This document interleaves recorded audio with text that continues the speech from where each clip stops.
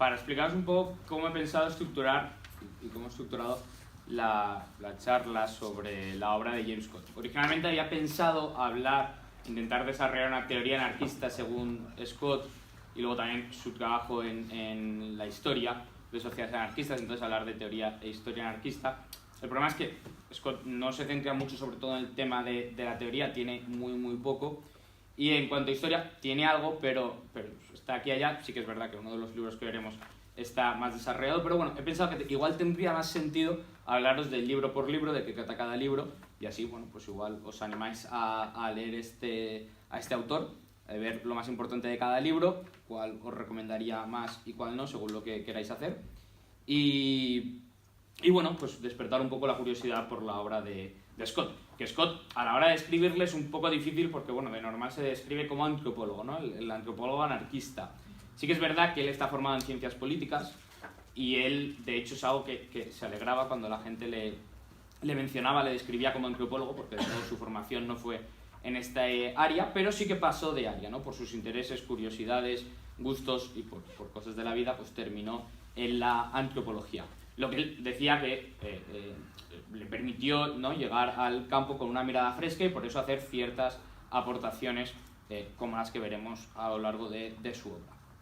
El primer libro que escribe es el de The Moral Economy of the Peasant, la economía moral de los campesinos. Bueno, en este libro habla de este concepto, del concepto de economía moral, de cómo eran los intercambios entre los campesinos, sobre todo en el sudeste asiático, que es la región sobre la que él se centra. Habla de pues, la relación que tenían los campesinos entre ellos, los intercambios que generaban, cómo era la naturaleza de estos, y con el Estado, ¿no? Una de las temáticas, o si no la gran temática a lo largo de la obra de Scott, es que se centra en la relación con el Estado de los pueblos, ¿no? Separa siempre al pueblo, a los campesinos, en este caso, pero al pueblo del Estado, como entes distintos, como entes con incentivos y búsqueda distinta, y también, bueno, pues sociedades fuera del Estado y cómo intentan apartarse de este poder estatal. Aquí, pues lo que habla de nuevo es de esta economía moral, de esta economía que intenta ser justa, porque él describe como los intentos de intercambio justos entre los comerciantes, los campesinos, mejor dicho. De hecho, él lo que dice es que, una de las cosas que no estoy del todo de acuerdo, pero que no hay mercado, ¿no? Que no había un mercado como tal en el sudeste asiático hasta que no llegan los estados y lo intentan imponer con política. Y para nada, sí que, si lees lo que describe, sí que hay mercado, sí que hay intercambios voluntarios entre los campesinos. De nuevo, puede depender de qué entendamos por mercado, pero sí, que puede ser que estos intercambios no fueran siempre con el objetivo de maximización de beneficios de los propios campesinos, sino que hubiera instancias, momentos en los que parece que sí que se hagan favores, que sí que tengan en cuenta esa justicia, esa equidad entre ellos. Es posible, pero eso también te lo explica la economía, y eso no significa que no haya mercado. Simplemente, por lo que se llama en economía la disciplina de los contratos frecuentes, pues saben que a veces vale la pena llevarte bien con los campesinos con los que lidias, con tus colegas de profesión, con la gente con la que vas a intercambiar frecuentemente, y que no siempre aprovecharte de ellos es la mejor opción. También habla de las revueltas campesinas, de cómo son, qué son lo que las motiva, que principalmente lo que describe a lo largo del libro es la huida del pago de impuestos, que son los intentos de cobro de impuestos los que les hacen pues ya digo, entrar en estas rebeliones campesinas contra los estados. Estas revueltas lo que buscaban era, pues de nuevo, intentar huir lo máximo posible o intentar destruir el poder del Estado, el poder que se les imponía, ¿no? y atentaba contra su modo de vida. Lo que querían era preservar este modo de vida que, bueno, pues en gran parte por los estados que se van formando y también por los poderes coloniales se les está arrebatando. Una de las cosas que dice, que me parece muy interesante, es cuando compara el desarrollo de las economías o el desarrollo de estas zonas o la creación de los estados en estas zonas entre el sudeste asiático y la Europa occidental, que dice que sí, que en el proceso europeo fue un proceso largo a lo largo de muchos años, mientras que en el sudeste asiático vino dado por la administración colonial en unas pocas décadas. Entonces lo que dice es que estos sufrieron mucho más por el poder colonial, sobre todo del Imperio británico y de Francia, que son bueno, pues, los que tocan las regiones de las que habla en este libro, y cómo eran estos oficiales coloniales los que les imponían a las tribus indígenas, tribus que se habían podido escapar a lo largo de los años del poder, de los pocos, del poder estatal que había por ahí, pero bueno, del poco poder que tenían esos estados, que es este poder colonial el que aumenta, el que genera y cierra los estados, les da vida, les da más poder y consigue ir tras ellos, ¿no? Entonces, existe también, empieza ya a hablar, que es lo que trata en su siguiente libro, sobre estas revueltas campesinas y las formas que tienen para poder librarse de los estados, ¿no? Que suelen ser pues, formas, lo que luego llamará las armas de los débiles, ¿no? Que dicen, bueno, pues no tienen poder político y no tienen mucho poder económico, ¿cómo pueden intentar librarse de los estados? ¿Cómo pueden intentar reducir el poder de los estados? Pues en primera instancia, aquí lo único que menciona es que son formas de rebelión muy disimulada, que no tienen tanto, que no intentan llamar tanto la atención, y luego en el siguiente libro ya las describirá pues, cuáles son estas exactamente. Entonces, de nuevo, habla de estos supuestos mercados alternativos, formas de cambio, intenta hablar de las formas de cambio de los campesinos en esta zona, de nuevo como algo distinto al mercado. Yo sí que creo que es mercado, dependerá de la definición de mercado que utilicemos, pero me recordaba bastante al trabajo de Elinor Ostrom. Y otra cosa a apuntar es que habla mucho de eso, de la planificación central, principalmente por el tema de impuestos, como causa de revuelo. Este es un libro que está bastante bien, como historia económica, pues está genial, la verdad. O sea, como un libro, si a alguien le interesa por curiosidad, la historia económica está bastante bien hecho. Si lo que te interesa es el pensamiento anarquista o el pensamiento de Scott siquiera, pues no lo recomendaría. Entonces, se lo recomendaría a alguien que tuviera que preparar una presentación sobre James Scott y poco más. Pero está ahí. Después, en su siguiente libro, el de las armas de los débiles, Weapons of the Weak, ahí sí que ya estructura más cuáles son estas formas de resistencia que tienen los campesinos, estas formas de resistencia ordinaria, resistencia cotidiana y no violenta que emplean los campesinos para huir de esta explotación que viven.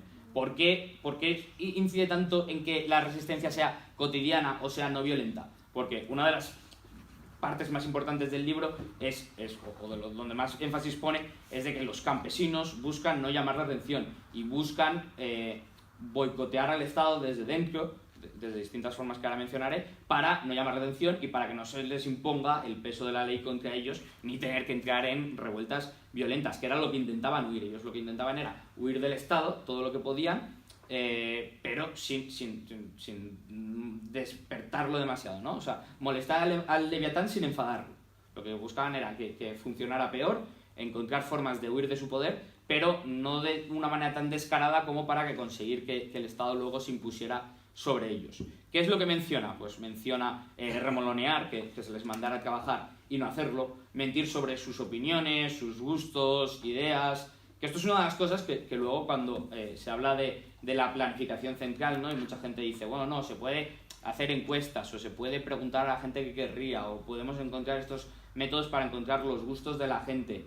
Aquí ves, a través de historia económica, cómo cuando esas cosas se intentaban hacer no funcionaban y te mentían y los campesinos mentían descaradamente con el objetivo de mentir para intentar sabotear al Estado. No era algo que hicieran porque sí. No solo no tenían el incentivo de revelar la verdad, sino que tenían el incentivo de mentir para engañar al Estado y que fracasara.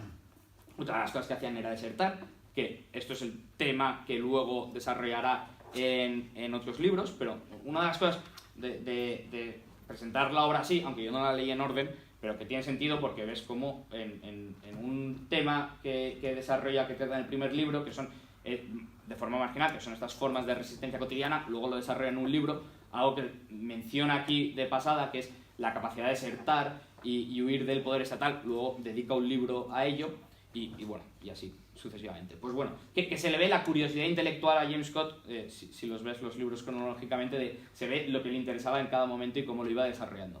Pero bien, continuando, también una de las cosas que dice que hacían los campesinos era calumniar a los superiores para que los otros les perdieran el respeto y que fuera más fácilmente saltarse su autoridad, incumplir sus órdenes, era otra de las cosas importantes, hurtar hurtos mínimos igual no siempre por su subsistencia, no solo el famoso robo famélico, sino hurtar ¿para qué? Pues de nuevo para sabotear. Oye, mira, pues si puedo hurtar y puedo llevarme estos tornillos de aquí, o puedo llevarme estas palas, puedo llevarme lo que sea que creo que luego vaya a necesitar el Estado, pues lo voy a hacer para fastidiar, porque me está intentando imponer un sistema que no quiero, y como no quiero, voy a hacer todo lo posible para impedírselo.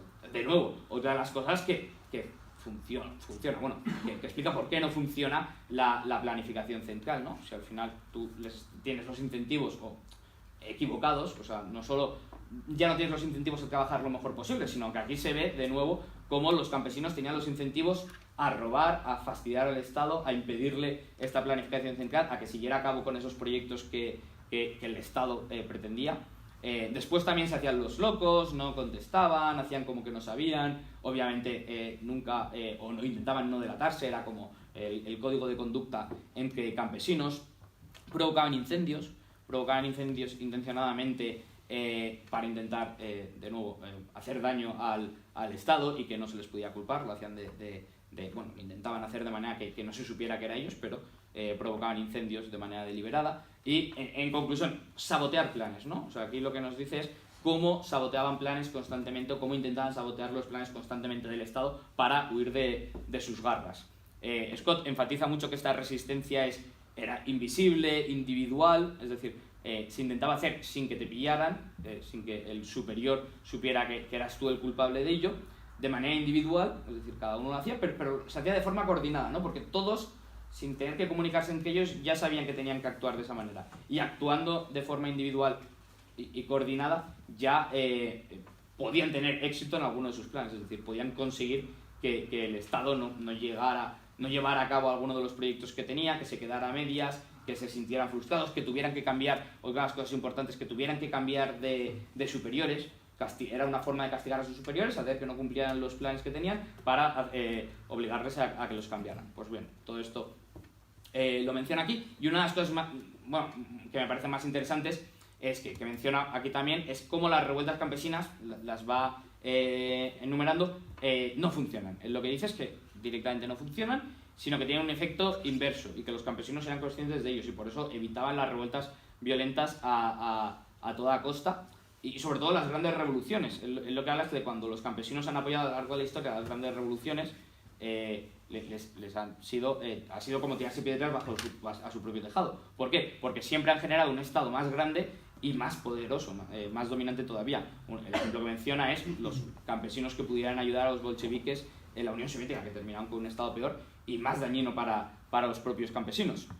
Lo que dice, una frase que me gusta del libro, es que dice eso, que las formas de resistencia cotidianas no llegan a las noticias, son millones de formas, por así decirlo, atómicas, que se van sumando, todos estos actos de subordinación y de evasión del poder estatal, para crear su propia barrera de protección, para que los campesinos pues tuvieran por lo menos esa forma de escapatoria, ¿no? De no estar completamente constreñidos por el poder político, que pocas veces había un revuelo dramático, que pocas veces se les pillaba, sobre todo porque los superiores tampoco tenían incentivos de castigar actos que no estaba claro que los hubieran hecho deliberadamente y que eran mínimos, por los que el simple acto no era merecedor de castigo, pero cuando sumabas todos estos actos y sumabas todas estas actitudes de resistencia, pues ahí es donde sí que generabas capacidad de cambio real, o por lo menos de frustración de los planes del Estado, y de sentirse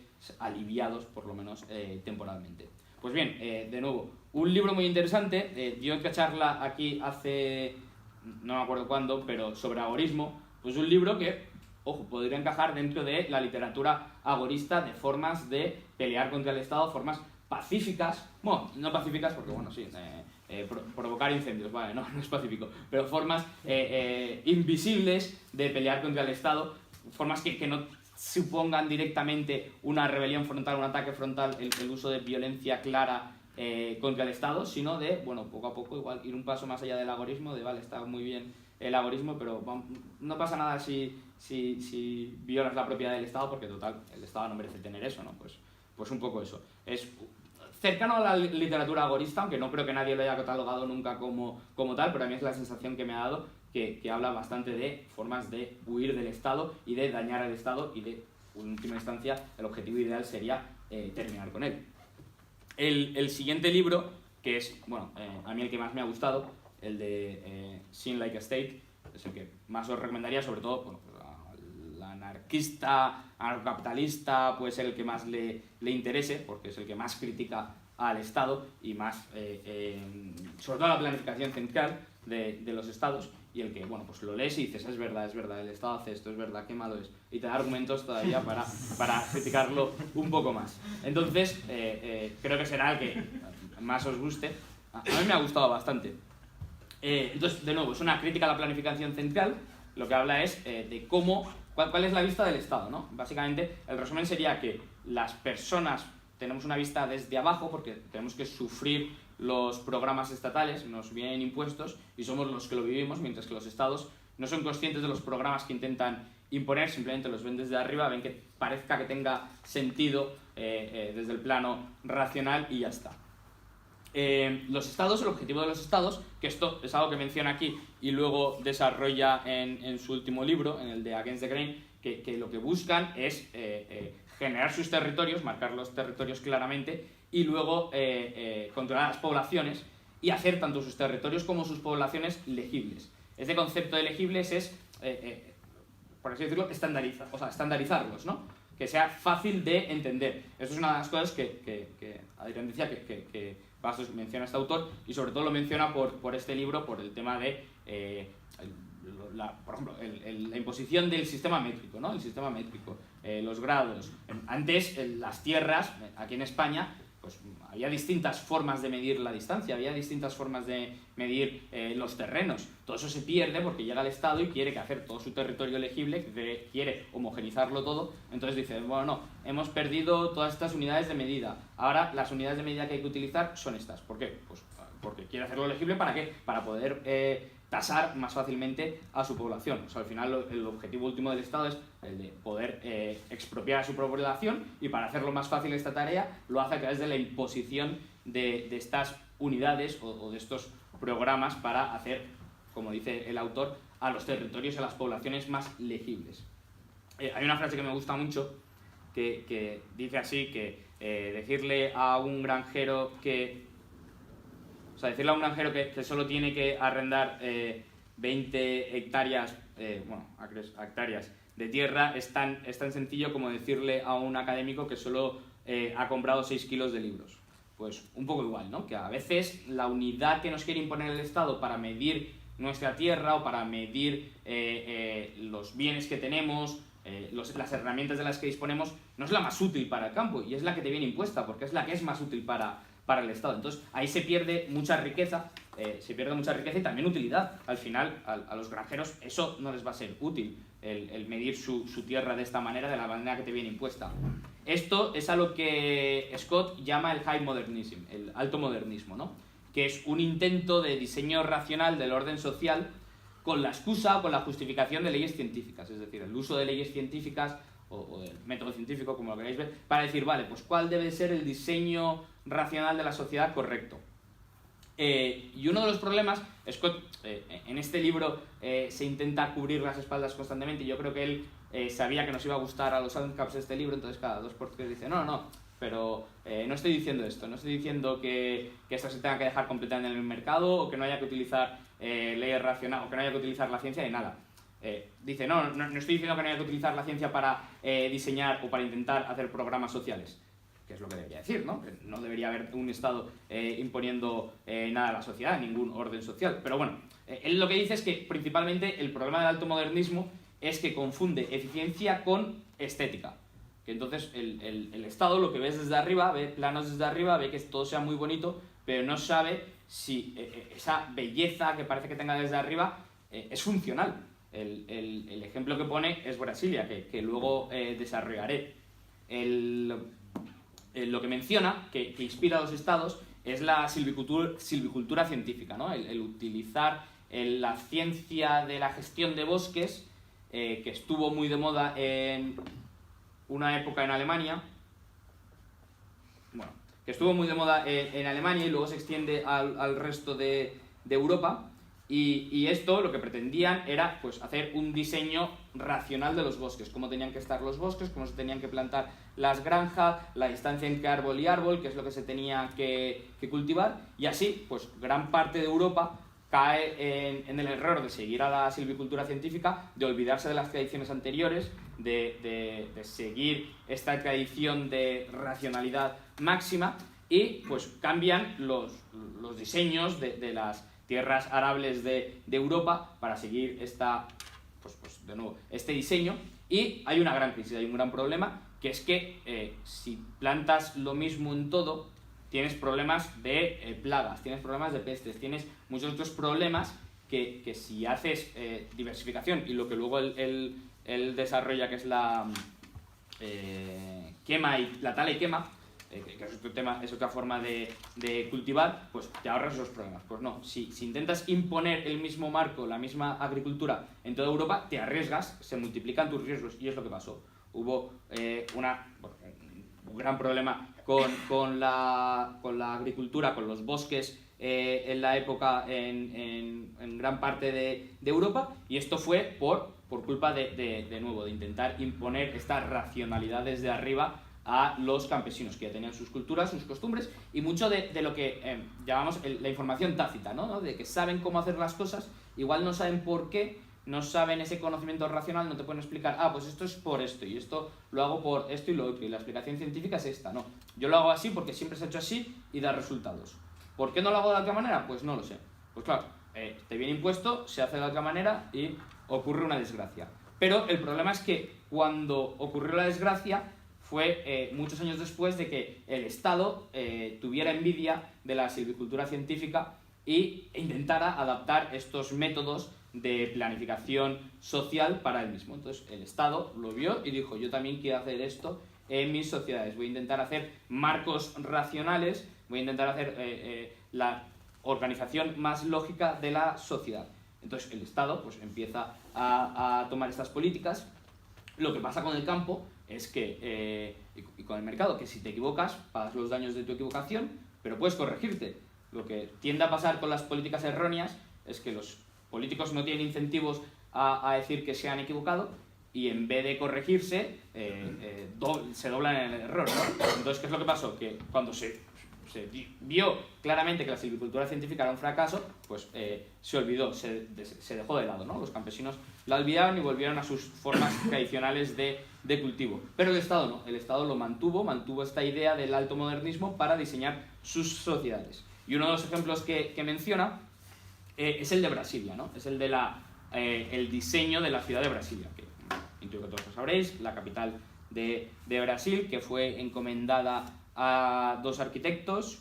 En los años 60 la cosa era que toda la riqueza en Brasil estaba acumulada en la zona Río-Sao Paulo y querían mover un poco de riqueza al interior. Entonces dicen, vale, ¿en qué punto del interior? Pues aquí mismo, y en mitad de un desierto de la zona de Goiânia, pues que no había absolutamente nada, deciden crear la ciudad de Brasilia. Eso es un desierto, no sé si alguien ha estado alguna vez, pero yo llegué y tal cual bajé del avión, me empezó a sangrar la nariz y estuve días sangrándome la nariz de lo seco que es un desierto. Eso, la civilización, no debería haber ahí civilización, no, fue una locura meterlo ahí. Simplemente lo hicieron porque dijeron, vale, punto céntrico del país, justamente aquí. No tenía ningún sentido hacerlo ahí. Fue un despropósito total, pero bueno, así fue. Y el objetivo era esta visión utópica de los progresistas de crear una ciudad desde cero y diseñarla completamente. Y eso es Brasilia. Brasilia tiene la forma de un avión, es completamente simétrica a un lado del otro, tienes el ala este, no, es el ala norte, ala sur, la zona este, la oeste, bueno, que es completamente cuadrado, los barrios no tienen nombre, las zonas no tienen nombre, son todo bloque.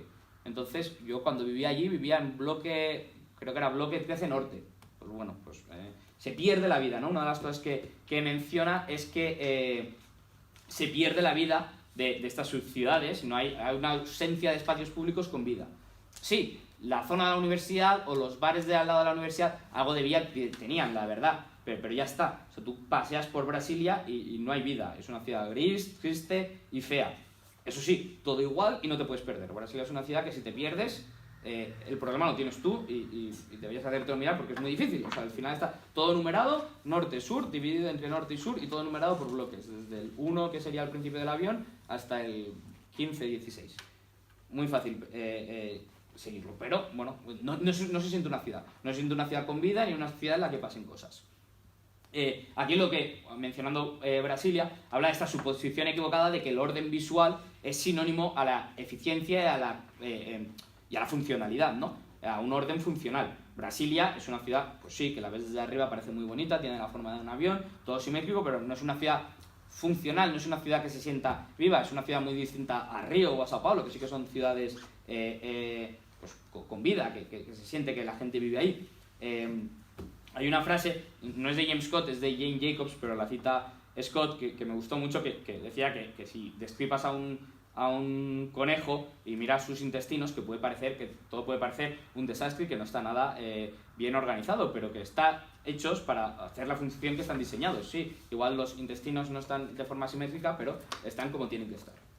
Entonces, esto es un claro ejemplo de lo que él llama el alto modernismo. Menciona también, de nuevo, la ausencia de espacios públicos con vida y también la desconexión con la cultura brasileña. Una de las cosas que Scott dice, que es totalmente cierto, yo no lo pensé cuando estaba ahí, pero es cierto, dices, ¿a quién se le ocurre hacer una ciudad así de triste, de gris y de aburrida en Brasil? Sí, o sea, es contrario a todo el resto de la cultura brasileña, a lo que te esperas de un brasileño, a lo que te imaginas cuando piensas en Brasil. Yo me imagino a alguien que diga alguna vez en su vida, me voy a Brasil, ¿dónde voy? Voy a la capital, pues para ver algo.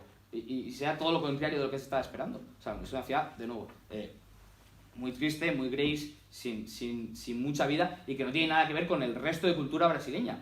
Que si quieres hacer una ciudad desde cero, ¿por qué no te inspiras en otras ciudades que sí que funcionan, ¿no? Si lo que quieres es apartar la riqueza, mover un poco la riqueza de Río, Sao Paulo, ¿por qué no te inspiras en estas? En cómo funcionan, cómo las viven los brasileños y no intentas, de nuevo, hacer una planificada desde cero. Entonces, la conclusión de este libro, lo que menciona a lo largo del libro, o lo que hace más énfasis es en cómo los estados imponen este orden planificado, que si lo ves desde arriba, ¿no? Por eso lo de ver como un estado, este es un título que tiene más sentido cuando terminas de leer el libro, porque sí, lo que habla es de la visión del estado, desde la visión desde el helicóptero, desde arriba, y cómo lo que quieres es que todo sea bonito, que parezca funcional y que parezca que tu plan tiene sentido. No si es funcional para los ciudadanos, si los ciudadanos lo pueden disfrutar o no, porque al final pues los ciudadanos son unidades que tú desde arriba apenas las ves, no las percibes, y tú como Estado te da igual, tienes en mente, tienes como objetivo cosas distintas, ¿no?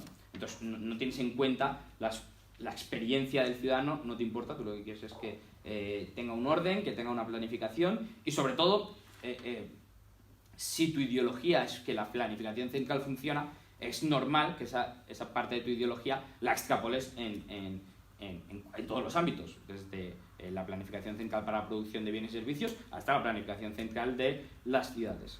Pero, como nos dice Scott, es un caos muy bonito, un caos estético, pero nada funcional. Después tenemos... ¿Cómo voy de tiempo? Bueno, 14:42. No sé a qué hora ha empezado. Eso no me dice nada. 15. ¿15 minutos me quedan?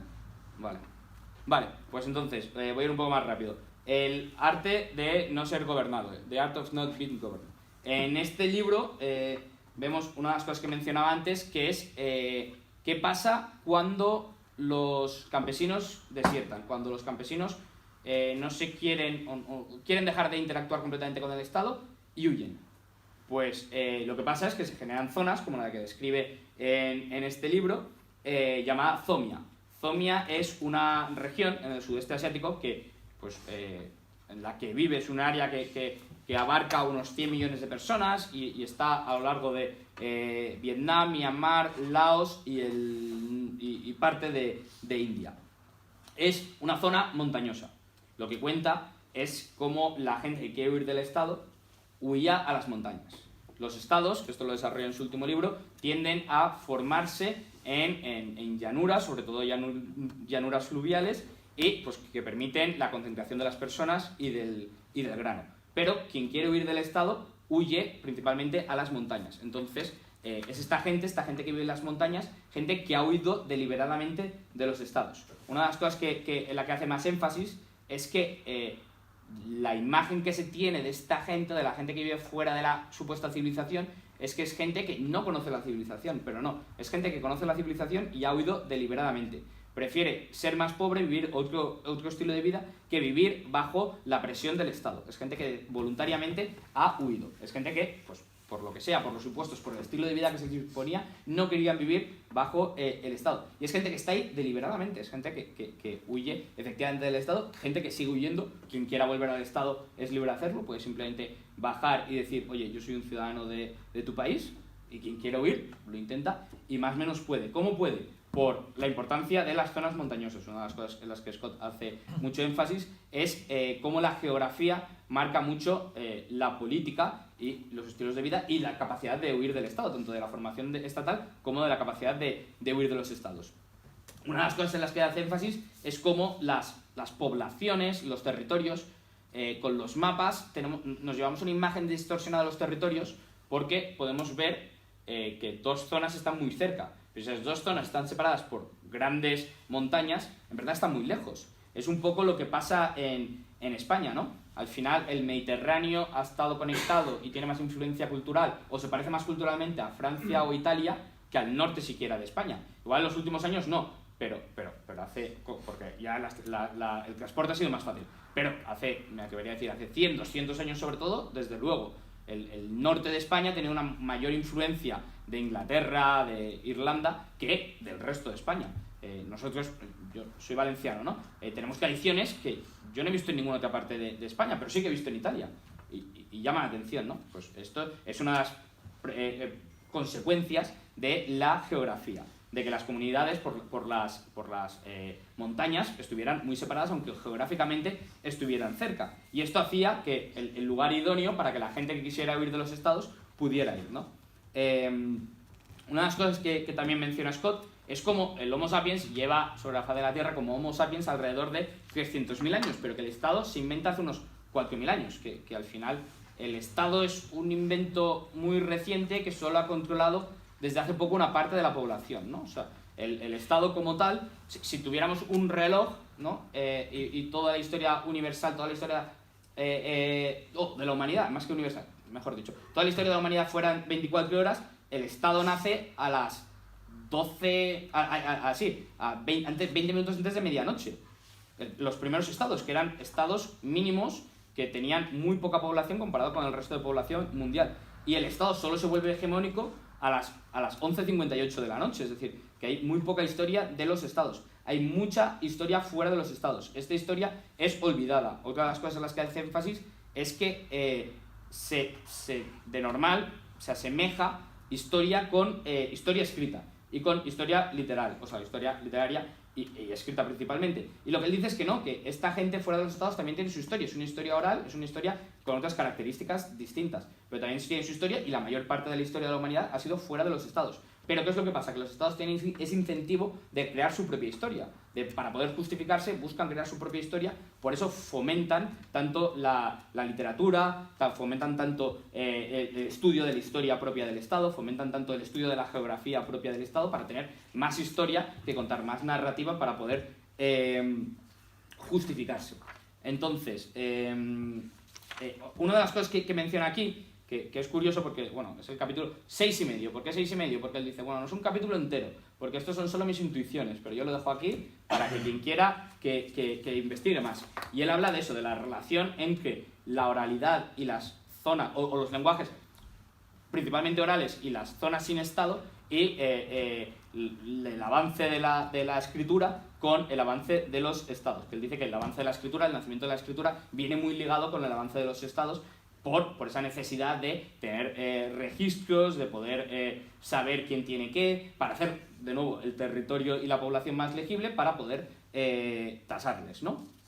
Y, de hecho, cuenta que cuando hay revueltas campesinas, una de las primeras cosas que suelen atacar los campesinos son las oficinas de archivos históricos, donde donde el Estado guarda su registro de propiedad, y que eso suelen ser las primeras cosas que destruyen para poder perder todo rastro, mejor dicho, que el Estado pierda todo rastro de ellos.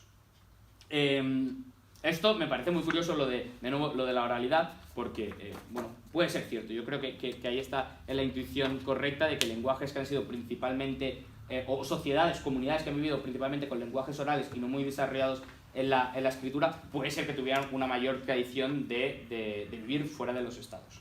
Pero bueno, continuamos. Bueno, aquí tenía algo que no sé si lo he llegado a leer, que si he marcado esto es porque quería leer algo. Bueno, principalmente esto.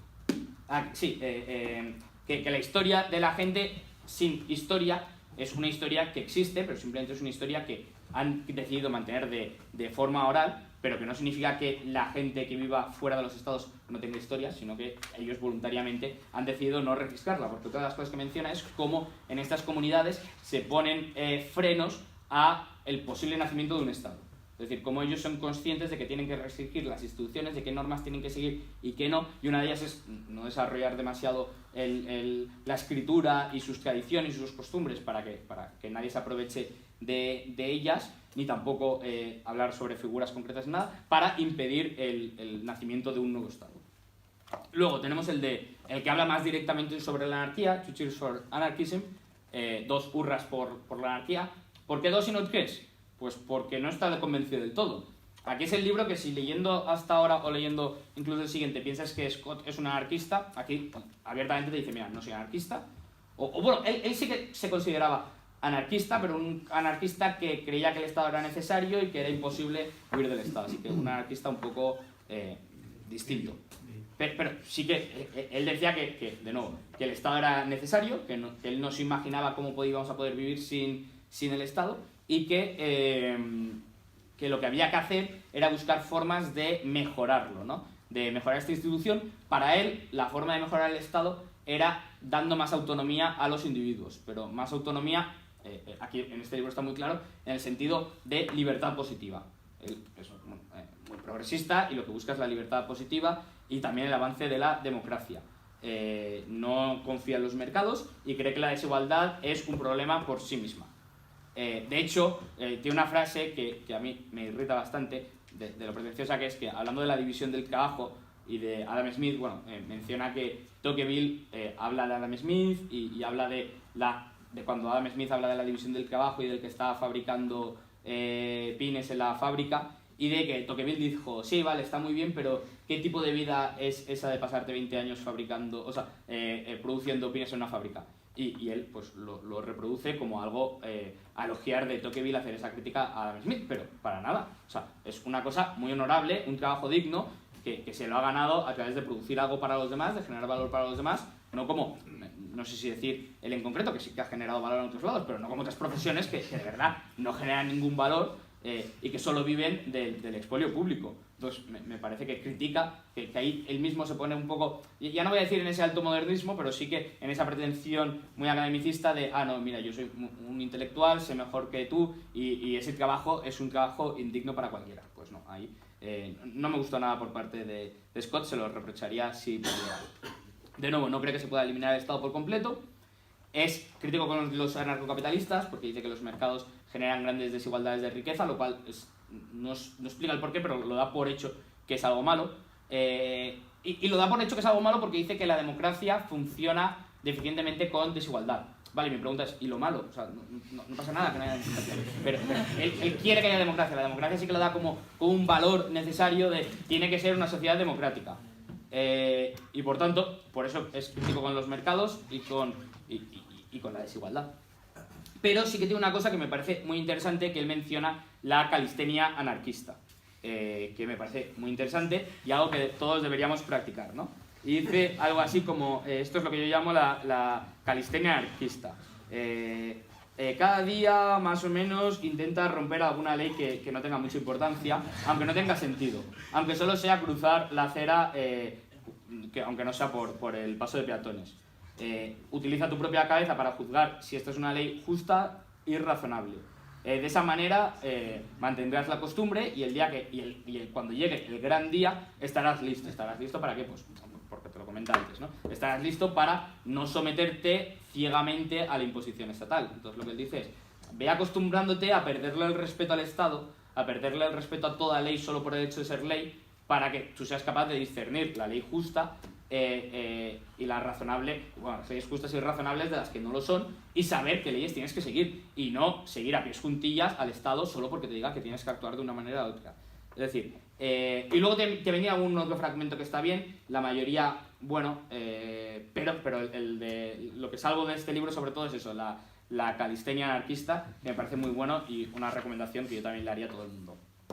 Y luego, por último, su último libro, el de Against the Grain, que habla sobre cómo el grano nos domesticó. Nosotros no domesticamos al grano, sino que el grano nos domesticó a nosotros, a los seres humanos. ¿Cómo fue eso?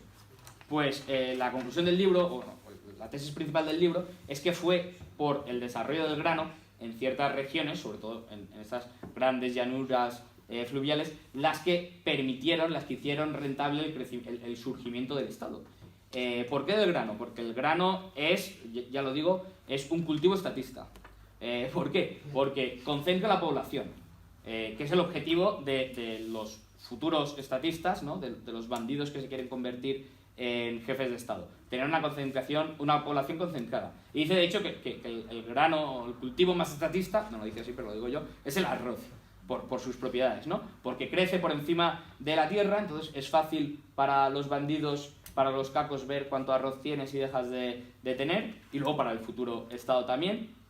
Crece todo a la vez, por lo que pueden esperar para robarte todo el arroz de una, solo tienen que esperar a que este germine, y cuando germine lo tienes que sacar rápidamente, y además lo tienes que almacenar. Por lo tanto, si no te lo expropian cuando lo tenías cultivándote, te lo van a expropiar cuando lo tengas almacenado. Entonces, pues lo que él dice es que si quieres conquistar o destruir una población, lo más fácil es que cultiven arroz. Es el grano más estatista. Luego, en contraposición, el cultivo ANCAP, por si a alguien le interesa, serían las verduras de raíz, ¿no? Sobre todo la yuca. ¿Por qué? Porque crece en casi todos lados, sin mucho esfuerzo, y además puede permanecer en el suelo hasta 2 años y está bien. Entonces, los cacos no saben si ya te ha crecido, si no, dónde la has cultivado, porque la puedes esconder fácilmente, está bajo el suelo, y entonces, pues bueno, nos permitiría, si algún día nos tenemos que dedicar a ello, a favorecer la agricultura anarquista. Luego también habla de la tradición de la tala y la quema, que es, bueno, pues, quemar un trozo de tierra para el cultivo, también como algo recomendado para la agricultura anarquista. O sea que si algún día llegamos a ANCAP y necesitáis que alguien nos explique cómo cultivar, pues yo ya me lo he leído ya sé las mejores formas. Entonces, lo que él dice es, los estados nacen de 2 formas, o necesitan 2 grandes puntos para formarse y estructurarse como estados. El primero es el de conseguir que la población llegue hasta, bueno, cultiven este cultivo estatista, ¿no? Que cultiven grano principalmente, que tenerla a toda concentrada en un punto. En ese momento ya pueden los cacos convertirse en estatistas, formar el Estado, expropiar a los agricultores, a los campesinos de forma sistemática, y en el momento que hacen eso tienen la necesidad de poder controlar la población. ¿Y cómo controlar la población? Pues lo que Scott dice que la forma más común de hacerlo era con las murallas. Que las murallas puede parecer que tengan un uso defensivo, pero que originalmente tenían un uso preventivo, que lo que buscaban era que la gente no pudiera escapar de los territorios. Otra forma de controlar a la población era a través de las guerras. Las guerras de los estados primitivos tenían el objetivo de capturar población extranjera, ponerles a trabajar en el grano y expropiarles. Menciona el caso de Atenas. Entonces, pues eso. Si los estados pueden conseguir concentrar a la población que cultiven grano, o que sea, o los estados lo hacen voluntariamente, cultivan grano donde no lo tienen que hacer, pues ahí llamarán más el incentivo a los cacos, y en el momento en el que sea rentable, estos intentarán a la fuerza imponerse como estados, como futuros estados. Los estados necesitan agricultura sedentaria, pero no toda la agricultura sedentaria se convierte en estados. Una de las cosas que dice es que se pensaba que la domesticación de las plantas es lo que llevó a la agricultura sedentaria, la domesticación de las plantas y de la agricultura, que fue el que pudiéramos aprender a plantar el grano correctamente, lo que nos llevó a la cultura sedentaria. Pero lo que él apunta es que no, que de hecho ya existían sociedades sedentarias antes de esta domesticación del grano, y que lo único que llevó a cabo la domesticación del grano fue el surgimiento de los estados, que fue lo que motivó hablando del libro anterior, del The Art of Not Being Governed, a generar esta historia y a tener estos registros históricos que da la sensación después de que eso fue el principio, las primeras culturas sedentarias. Pero no lo fue. Ya existían culturas, sociedades sedentarias antes. Entonces, de nuevo, lo que necesita es el grano y la capacidad. Otra de las cosas que menciona es que viendo las pruebas de los huesos de la gente que vivía en esta época, los que vivían en los estados primogénitos, en los estados más primitivos, vivían en peores condiciones que los que vivían fuera de los estados. Que hay un momento en el que sí, que la riqueza de los estados puede llegar a superar a los que viven fuera de ellos, pero en una primera instancia que no, que eso es una de las cosas que la tradición o la literatura del tema estaba más equivocado, que pensaban que los que vivían en estados, o que el hecho de que fueran a vivir a los estados era porque se vivía mejor, que eso era lo que causaba el efecto llamada, pero que no, que lo que causa el efecto llamada o lo que causa esos aumentos de la población son estas guerras y esta forma de caer población de fuera, pero que estos vivían peor que los que vivían fuera del control estatal. ¿Cómo lo sabe? Pues a través del examen de huesos. Examina los huesos de los cazadores, comparando los huesos de los cazadores recolectores de la zona con los de la gente que vivía en las primeras urbes, lo que podían ver es que los otros huesos, los de los cazadores recolectores, eran más largos, estaban menos dañados, tenían los cráneos más grandes, que tener un cráneo más grande, o mejor dicho, un cráneo más pequeño significa interrupciones en el crecimiento, sobre todo para las mismas edades. Entonces, los otros vivían mejor, vivían más años y vivían, habían crecido, ¿no? Habían podido desarrollarse mejor que los que vivían en los estados primitivos. Otra de las cosas interesantes, que no lo hubiera mencionado si no fuera por la situación política que estamos viviendo, pero lo que cuenta es que los estados primitivos se tenían que contraer durante los monzones, que solo podían ejercer su poder durante la época seca, pero cuando llegan los monzones no podían hacer nada porque no tenían la suficiente fuerza como para controlar estas inundaciones y también como para poder llegar hasta la población, a los campesinos, para saquearles y que, se veían completamente maniatados de pies y manos. Y esto pues me recuerda a lo que está pasando estos días en España con la situación de Valencia, que estamos viendo un estado completamente fallido, de nuevo por la gota fría, que me recuerda a que... Sí, me refuerza mi idea de que estamos en un estado fallido, de que nos estamos equiparando a los estados primitivos del sudeste asiático, que cuando llovía ya no podían hacer nada. Luego, ¿qué más de este libro que sea interesante y por lo que os recomendaría leerlo? Que los cazadores recolectores vivían también mejor de lo que muchos creemos, que su vida no se dedicaba o no consistía en irse todos los días a cazar y a jugarse la vida, sino que tenían grandes conocimientos de la presa y conocían sus rutas migratorias y sus hábitos de reproducción, por lo que cazaban de forma estratégica, sabían cuándo cazar. Entonces iban a cazar cuando el salmón, había más salmón y consumían la suficiente proteína como para alimentarse de proteína durante largos periodos de tiempo. Entonces, conclusión de James Scott. Es un autor muy interesante, depende de lo que sea que busquéis, os recomendaría un libro u otro. Desde luego hace grandes aportaciones a su campo, hace grandes aportaciones en todo. Yo diría que cada uno de sus libros es una gran aportación. El último hace grandes aportaciones a la antropología, a lo que se creía que era la historia de los estados primitivos. Luego también a lo que es historia anarquista, es el más parecido a lo que sería una historia anarquista. Es el de Sin Like a State, crítica a la planificación central, y en general pues es un autor muy interesante del que se puede aprender mucho. Su anarquismo, si le damos el carnet de anarquista o no, pues está a debate, pero bueno, por lo menos ha hecho grandes aportaciones de las que podemos aprender mucho y espero haberos motivado para leeros alguno de los varios libros que tiene.